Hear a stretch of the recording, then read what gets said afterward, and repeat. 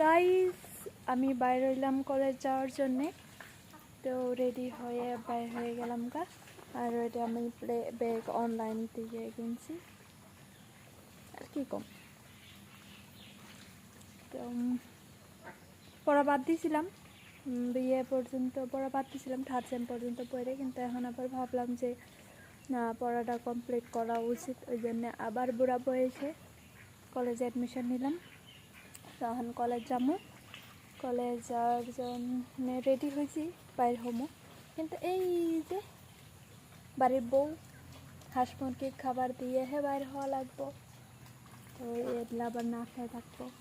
ওই জন্যে এটা খেলে দিলে তারপরে আপনি যান। ওরা খেলে খাওয়া হলে আমি সুন্দর করে কলেজ যাবো। আরও দোয়া করবেন ডিগ্রিটা যাতে ভালো করে ক্লিয়ার করতে পারি।